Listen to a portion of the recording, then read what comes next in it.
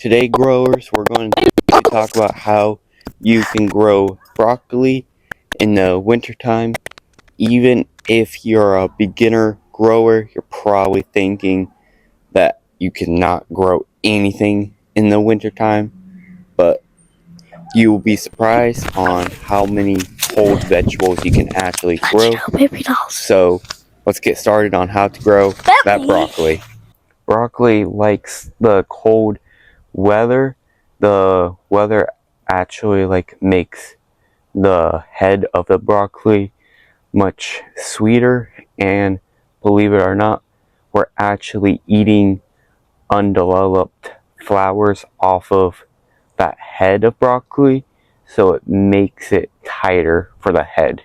And I'll put some different varieties of broccoli on the screen, but most varieties can handle a light freeze, and bonus points, it makes it much sweeter, supposedly. I don't know if it truly does or not, so that's why we're growing broccoli, just to test that theory out.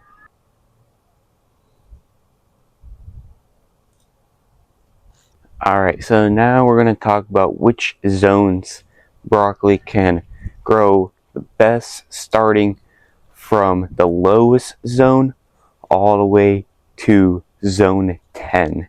So if you are in zone 3 to 4, you can start them about maybe 6 or 7 weeks before you plant them. And then once they got about 3 or 5 true leaves on them, then you can actually plant them outside, because once they got the true leaves, they will be able to survive outside during those harsh conditions if it's already cold. And now for zones 5 to 7, you can obviously grow them right now, but they're gonna do best if they grow in a greenhouse, or if you already have them planted outside like we have here in zone 7. As you can see, you can just either cover them up or use those covers. 7 to 10, grow them outside in the winter. And since broccoli loves the cold, their temperature can reach at least down to 45, and if it's below 45, you might want to cover them up, because there's a chance that they might not be able to handle that frost. But if you grow them in the early spring, they can handle up to the 75. So how you can actually grow the broccoli, obviously from seed, is like this. In the first week of November, you want to start them about 6 or 7 weeks before your first frost. 6, 7. And once they reach about 4 to 8 inches tall, that's when you can actually plant them outside.